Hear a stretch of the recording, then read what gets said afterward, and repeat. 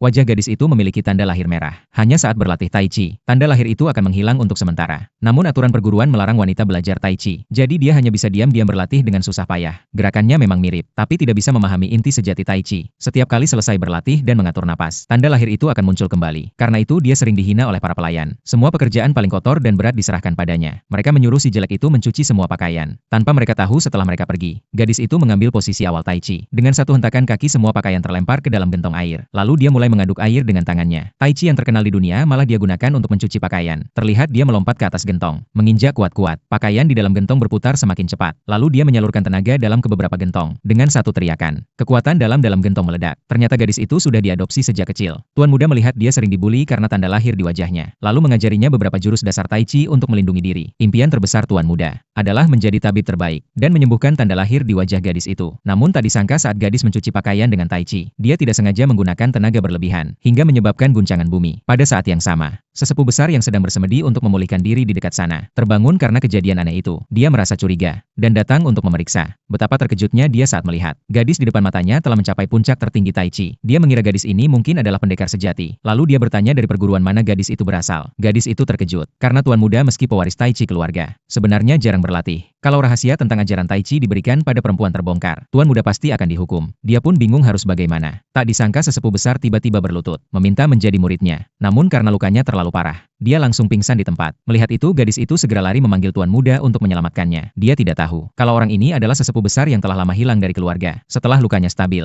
tuan muda karena belas kasih berniat membawa orang tua itu pulang untuk beristirahat. Sesepuh besar mengetahui bahwa tuan muda adalah keturunan keluarganya, tapi karena kondisi luka parah, kalau sekarang pulang, pasti akan membawa bahaya bagi keluarga. Jadi dia menyembunyikan identitasnya sementara, lalu langsung berlutut di depan gadis itu, meminta menjadi muridnya. Gadis itu mengaku hanya seorang pelayan, tidak pantas menerima kehormatan sebesar itu. Tapi sesepuh besar kagum dengan bakatnya. Diam-diam bersumpah, setelah sembuh, dia akan menghapus aturan lama yang melarang wanita belajar Tai Chi. Sebelum pergi dia berjanji pada gadis itu. Setelah sembuh dia pasti datang untuk mengucapkan terima kasih. Begitu sesepuh besar pergi, gadis itu tiba-tiba teringat kalau tuan muda hari ini belum latihan. Lalu dia menarik tuan muda menuju tempat latihan. Tak disangka, mereka mendapat banyak kesulitan dari sepupu tuan muda. Sepupu itu mengejek tuan muda yang sudah bertahun-tahun belajar Tai Chi, tapi masih tidak bisa berdiri dengan stabil. Sangat memalukan. Gadis itu tidak tahan lagi, membela tuan muda, mengatakan bahwa dia sangat hebat dalam ilmu pengobatan, dan telah menyelamatkan banyak orang. Ucapan ini membuat sepupunya sangat marah. Dia langsung menampar gadis itu, memaki pelayan rendahan berani membantah. Saat dia hendak memukul lagi, kepala keluarga tiba-tiba datang bersama orang-orang, dan memanggil semua ke aula pertemuan. Paman kedua langsung berteriak keras, memerintahkan pelayan jelek itu segera keluar dari tempat latihan, agar tidak mencemari aturan leluhur. Lalu memerintahkan tuan muda berlutut dan mengakui kesalahan, dan di depan semua orang mengeluarkan surat perjodohan, ingin menjodohkan tuan muda ke keluarga bangsawan. Ternyata keluarga itu sedang